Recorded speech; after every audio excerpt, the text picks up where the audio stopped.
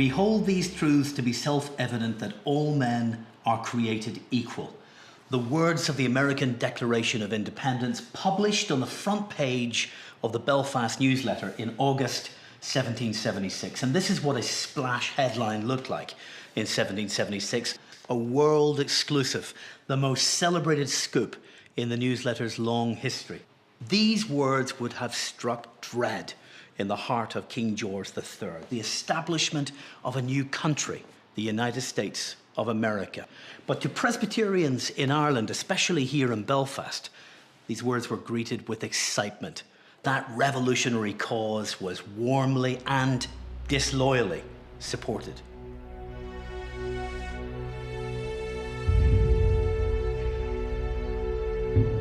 Radical Presbyterians hoped that the seeds of liberty might now flourish on Irish soil. It's a decisive turning point because it means that Presbyterians don't automatically support the government anymore. There's a sort of rival model of liberty and eventually, of course, of republicanism that they find more inspirational.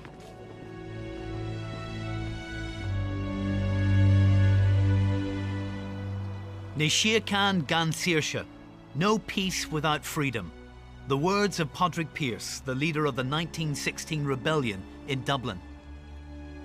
Padraig Pearse called this the holiest place in Ireland, the grave of Theobald Wolfe, Protestant lawyer and United Irishman. Pearse said of him, "We owe it to this dead man more than we can ever repay him. To the memory of 98, we owe it that there is any manhood left in Ireland." From the leaders of 1916 to the Fianna Fáil party and the modern IRA, the rebellion of 1798 has been appropriated by many people for many different purposes. Few periods in Irish history occupy such a powerful place as that revolutionary summer.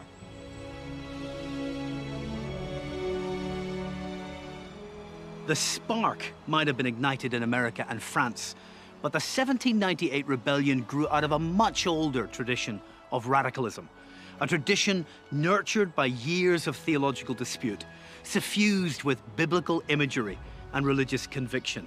This Republican rebellion originated in the dissenting North.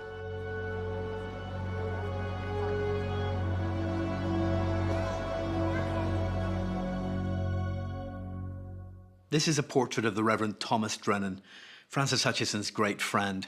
He was one of the New Lights, a contemporary of John Abernethy, who began his ministry here in 1736. But if I turn the portrait over, on the back, pasted here, is a letter written in the hand of his son William, who was born in the Manse in Rosemary Street in 1754. William was just 14 when his father died, but Thomas Drennan's ideas never left him. William would become one of the most radical thinkers in Irish political history. William Drennan is in many ways the personification of middle-class Presbyterian radicalism in the late 18th century. He had intended to be a Presbyterian minister, but he became a medical practitioner instead. William Drennan grew up in a distorted society. Catholics and Presbyterians accounted for 4/5 of the Irish population, but they were effectively eliminated from the political process because of their religious beliefs, and many felt a deeply ingrained sense of alienation from the state. In the second half of the 18th century, Ulster's prosperity was on the rise. The population of Belfast was rapidly increasing, largely due to the expanding linen industry. This church couldn't contain its growing congregation. But Presbyterians' industrial and commercial success was not matched by any political power or influence. For the first time, you've got this sense that Presbyterian Ulster is an important political force, and in the nightmare minds of the establishment, these people might somehow come together with the other big, bogeyman in Ireland, Catholic Ireland. The British administration, now weakened by catastrophic defeats in the colonies, was compelled to dispatch the Irish army to America. Parliament was forced to approve the formation of a volunteer citizen army to guard against the threat of a French invasion. What now emerged was an independent military force, and in Ulster, most of its members were Presbyterians. You've got large groups of people, tens of thousands of groups of people meeting together, electing their officers, debating politics, debating the justice of the war, the need for political reform, and so on. And that's the first moment that Ulster as a whole, and Belfast in particular, becomes an important political force. So at this point, Belfast gets ahead of itself, really, thinks it can dictate Irish politics. It's a very political, it's a very military atmosphere. It's just a whole new dimension for Irish politics. But it's the first time that Presbyterians can discuss politics in this sort of forum.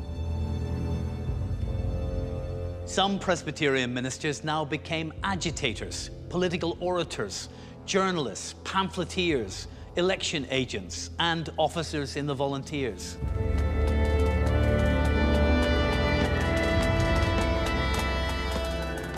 They think they're like the great citizen militias of Athens and Rome. They compare themselves, to the defenders of Derry. They've got a very, very high sense of their own importance.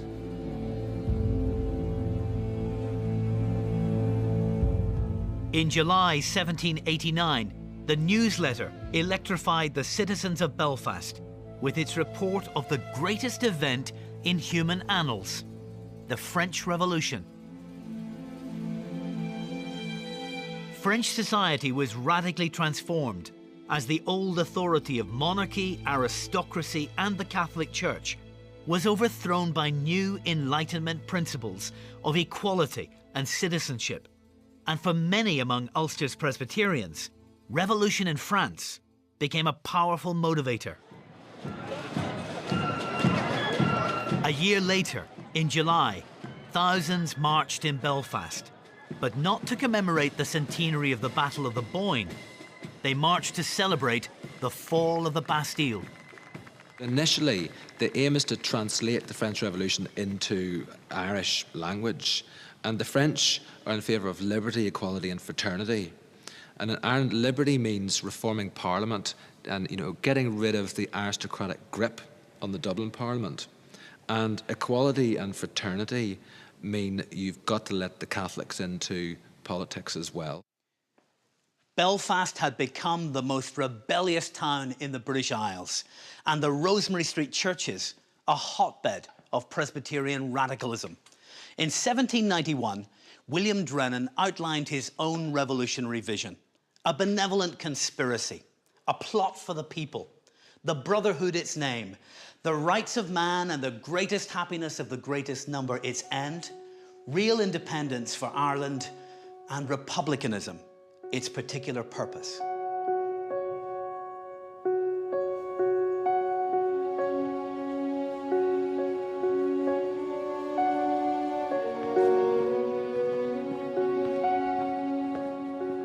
The leaders of this new society met in Crown Entry at Peggy Barclay's tavern. They were all respectable, middle-class Presbyterians.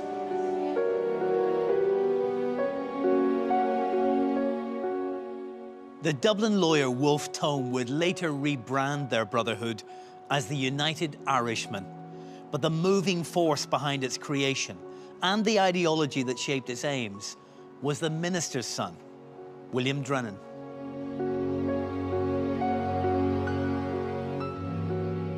The main aim of the United Irishmen is to unite all Irishmen, to do away with those old religious divisions where you've got the establishment, where you've got the dissenters, where you've got the Catholic people, and just have everyone united for Ireland and against England. There is a general view that the 1798 rebellion in Ulster was a Presbyterian rebellion, and that's undoubtedly the case, that those that were at the forefront of the rebellion were Presbyterian. At the same time, however, it's obvious that the majority of Presbyterians were not involved.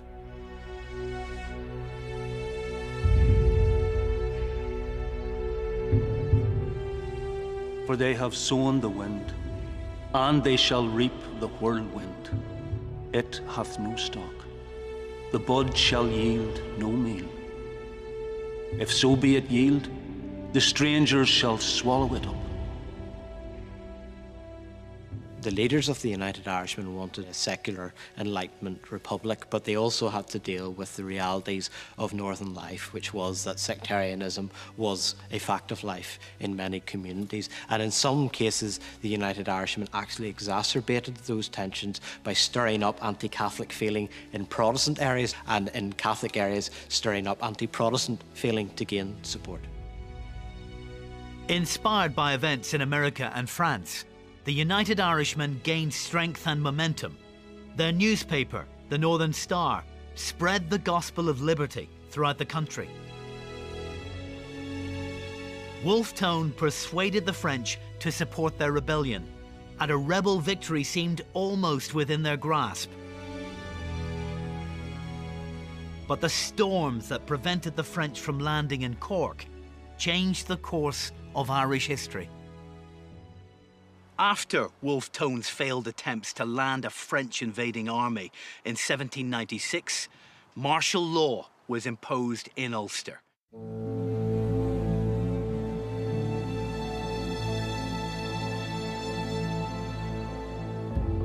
Within a year, the presses of the Northern Star were broken and thrown into the streets of Belfast. There were floggings, hangings, gruesome pitch cappings, a forerunner of tarring and feathering. All employed in a campaign to disarm the rebels and subdue the North. One of those arrested was William Orr. William Orr was a young Antrim farmer of New Light persuasion, a volunteer, a United Irishman, and an occasional contributor to the Northern Star. He was arrested and lifted, as many were, on suspicion of swearing others into the secret society. He was taken to Carrickfergus and he was in prison for a year. And when the trial came up, the jury were pretty much intimidated and told by the judge to bring in a guilty verdict.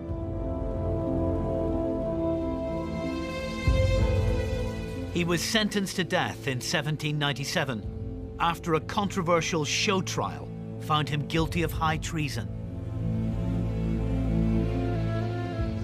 William Orr was executed near this patch of grass in Carrickfergus just over 200 years ago. His friend and neighbour, the Reformed Presbyterian minister William Staveley, stood with Orr on the gallows green and prayed with him as they placed the noose around his neck. Orr cried out, "I am no traitor. I die for a persecuted country. Great Jehovah, receive my soul. I die in the true faith of a Presbyterian." The authorities had given radical Presbyterians their first martyr.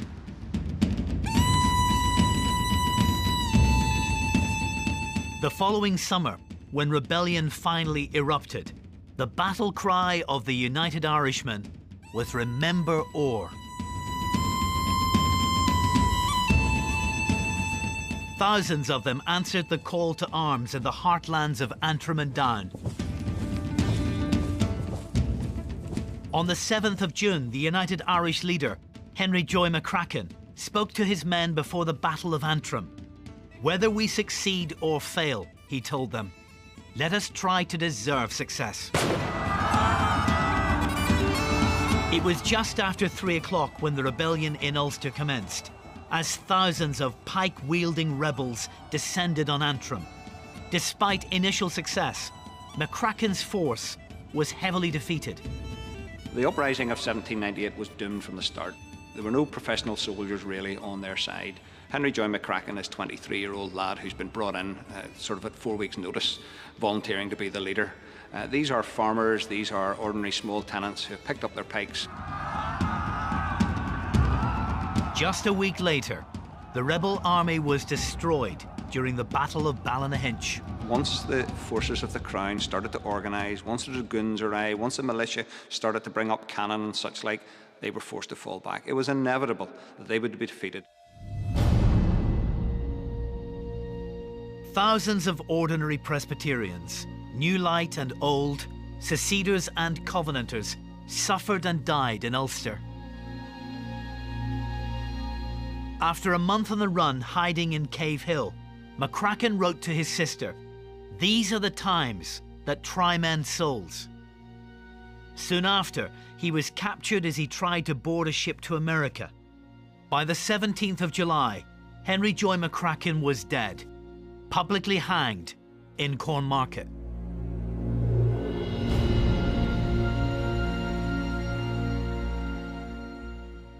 (1798) marks the high watermark of the revolution. Enough of them took up pikes, took up arms, marched into battle, but it marks the death of the dream. Ireland was not going to be free from English control. Not enough people were willing to actually march and fight for that cause, and even though intellectually many Presbyterians were for the cause, they're not going to actually pick up the pikes and fight.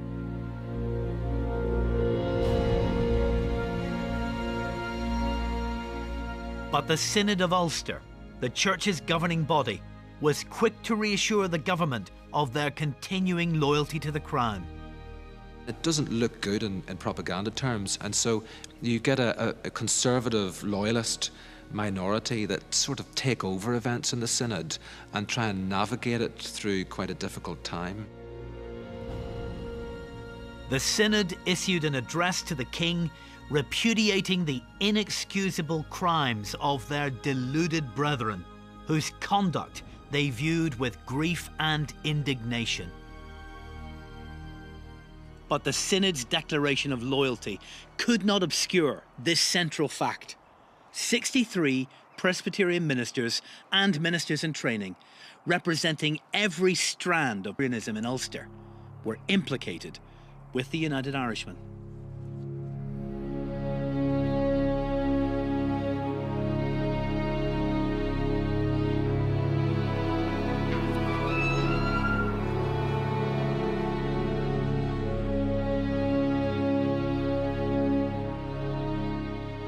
William Orr is buried here, but since he died as a traitor, his family wasn't even permitted to place a marker on his grave, as if to erase him from history.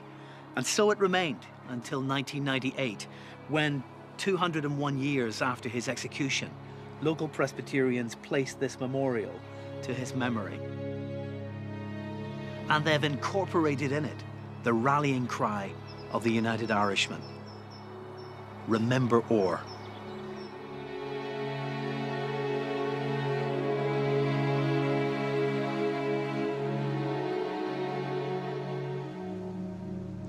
The rebellion of 1798 casts a long shadow. Its memory became a proud inspiration for many. For others, it remains a dire warning. 2 centuries after the event, 1798 continues to fascinate, to inspire, and to appall. We're still coming to terms with its legacy. One of the enduring fascinations of the 1790s in Ireland is that it holds out the potential that Ireland doesn't have to be divided along sectarian lines, that there was an opportunity for Catholics, Protestants and Dissenters to unite together to overthrow tyranny and in order to set up a more just political system. And that's, I think, one of the key reasons why the 1790s cast such a long shadow over subsequent generations. Undoubtedly the most famous casualty of the 1798 rebellion was Henry Joy McCracken, who's buried here in Clifton Street Cemetery in Belfast. In total, 3 Presbyterian ministers were executed, more than 18 imprisoned, and at least 20 fled.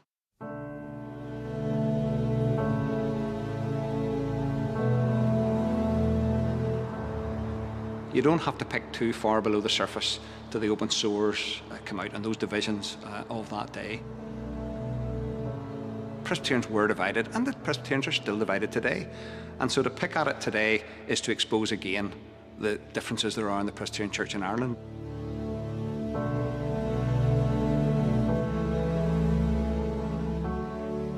But perhaps the most public casualty of the rebellion was the Irish Parliament.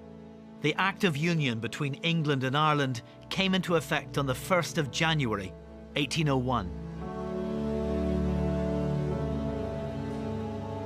The Red Cross of St. Patrick was now added to the British Union flag.